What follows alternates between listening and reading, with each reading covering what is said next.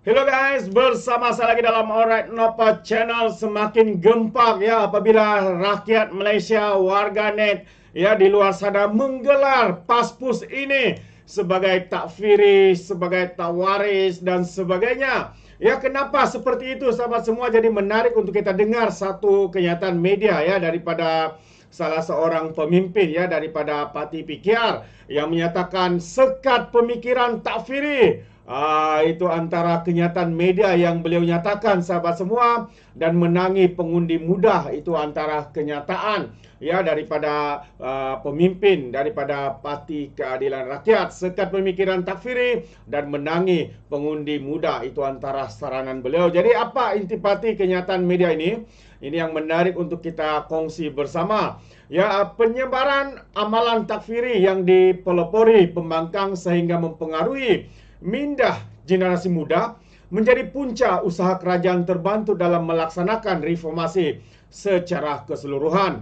Ketua Penerangan PKR Ahmad Nadir Yop berkata, pemikiran berkenaan telah menyebabkan mental block dalam kalangan Melayu, sekaligus menyebabkan mereka enggan menerima perubahan baik yang dilakukan oleh Kerajaan Perpaduan Malaysia Madani hari ini.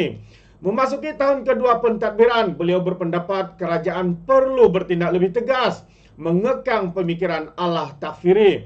Katanya antara penyebab kegagalan kerajaan dalam memperkenalkan reformasi total adalah kerana tidak mengekang pemikiran Allah takfiri ini. Tambah lagi, bila tidak mengekang pemikiran ini, mental block menghalang masyarakat daripada melihat perubahan atau reformasi yang sedang dan ingin dilakukan oleh kerajaan. Jadi untuk memastikan kerajaan boleh deliver dengan lebih baik untuk tahun yang kedua ini, bagi pandangan saya, kata Ahmad Nadir, kerajaan mau tidak mau mesti mengekang pemikiran Allah takfiri kerana ia menghalang maklumat daripada disampaikan dengan betul ke bawah. Katanya memetik suara keadilan hari ini. Ahmad Nadir juga berkata pemikiran takfiri akan menyaksikan pengaruh kerajaan perpaduan tersekat dan tidak akan sampai ke negeri-negeri lingkaran Melayu seperti Kelantan, Terengganu, Kedah dan juga Perlis. Ini kerana rakyat telah dihasut bahawa setiap dasar dan pendekatan kerajaan persekutuan tidak berpandukan Islam sebenar. Beliau juga mencadangkan kerajaan perpaduan agar menguatkuasakan undang-undang secara lebih tegas dengan mengambil tindakan terhadap penyebar fitnah, terutama pempengaruh pro-pembangkang yang secara terang-terangan melakukan serangan fitnah ini. Jadi kerajaan kena tegas, katanya, dalam mengekang pemikiran Allah takfiri dari sudut kuat kuasa undang-undang dan pendidikan. Jadi katanya lagi, yang lebih utama adalah kuat kuasakan undang-undang, tahan yang suka fitnah di media sosial. Kedua, balik kepada pendidikan. Dan ketiga, mengekang penggunaan media secara berlebihan buat fitnah. Kena ada regulasi yang lebih tegas. Itu antara kenyataan dan saranan yang dibuat oleh Ketua Penerangan PKR Ahmad Nadir Yop.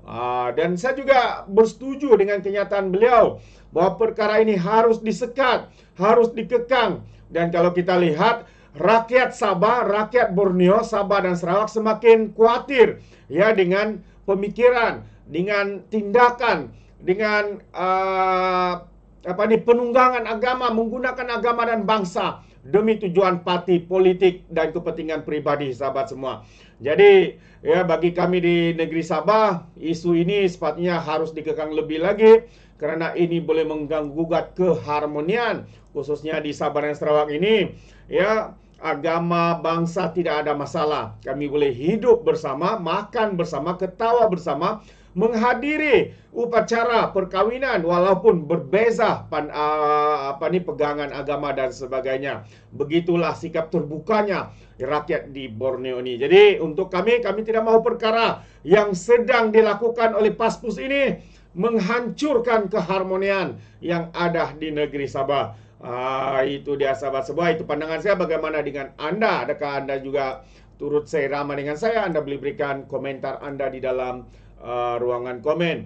Jadi satu juga berita yang ingin saya sampaikan adalah berkaitan dengan usaha ya yang dilakukan oleh Perdana Menteri kita hari ini, Datuk Seri Anwar Ibrahim, sedang menunjukkan positif ya perkembangannya, yaitu usaha Perdana Menteri untuk membenteras rasuah tunjuk kejayaan awal. Itu antara kenyataan media yang menarik juga untuk saya kongsikan bersama dengan Anda.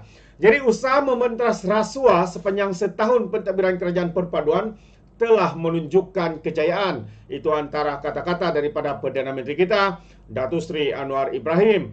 Ya, antara ukuran paling penting kepada usaha itu adalah tiada mana-mana kepimpinan kerajaan yang terlibat dalam salah laku rasuah setakat ini. Malah katanya kerajaan pimpinan terus akan memperkukuhkan usaha untuk mengekang aktiviti rasuah, termasuk melalui penubuhan jawatan kuasa khas mengenai rasuah. Katanya lagi, memang ada sedikit kejayaan permulaan benteras rasuah, dan saya katakan antara ukuran penting adalah pemimpin. Sehingga sekarang setahun ini dalam pentadbiran kerajaan perpaduan belum ada bantahan ataupun pendedahan tentang salah laku dan rasuah di kalangan kepimpinan kerajaan. Walaupun seringkali hari ini kita mendengar didakwa kerana rasuah, salah guna kuasa, tapi ianya bukan berlaku dalam kerajaan perpaduan ini.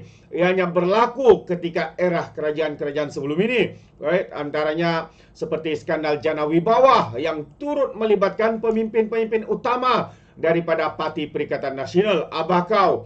Siapa lagi? Wan Saiful, Wan Jana Wibawa, keluarga-keluarga. Apalagi yang terdekat ada yang sanggup untuk meninggalkan negara kerana takut untuk disiasat dan sebagainya. Itu dia.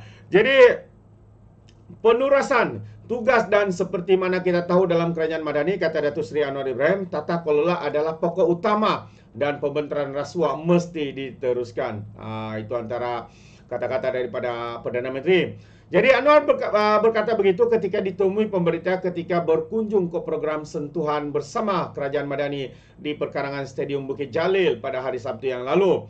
Dan minggu lalu, yang di-Pertua Dewan Negara Tan Sri Dr. Wan Junaidi, Tuanku Jaafar Ahli Parlimen Paya Besar, Datuk Muhammad Shah Abdullah BN Paya Besar, Ahli Parlimen Batang Lupar, Muhammad Safizan Kepli GPS dari Batang Lupar, Ahli Parlimen Tawau, Lo Sufui JRS Tawau, dan Ahli Parlimen Bentung yang Safura PS Bentung menerima surat cara perlantikan sebagai ahli JKMR, iaitu jawatan kuasa khas mengenai rasuah. Dan menurut kenyataan yang dikeluarkan oleh pejabat yang di-Pertua Dewan Negara, mereka dilantik selepas diperkenankan oleh Yang di-Pertuan Agong Al-Sultan Abdullah Riyatuddin Al-Mustafa Billah Shah atas nasihat Perdana Menteri Datuk Seri Anwar Ibrahim, dan tempoh keahlian mereka berkuat kuasa mulai 9 Oktober lepas hingga 8 Oktober 2026.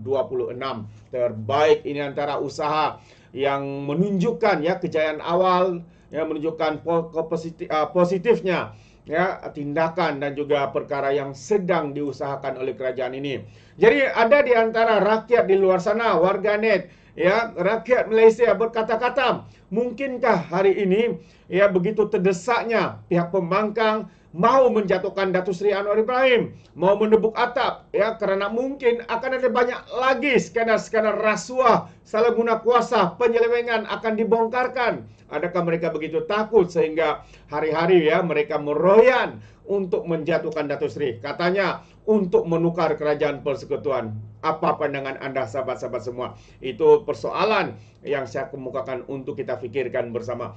Jadi terima kasih, sampai di sini saja. Izinkan saya untuk mengundurkan diri. Dan seperti biasa, peribahasa mengatakan tapapun kangkap, 2 tahun keinginan. Dalam bahasa Melayunya, tepuk dada, tanya selera. Sekian saja pada Alright Nope Channel. Kita berjumpa lagi. Bye-bye.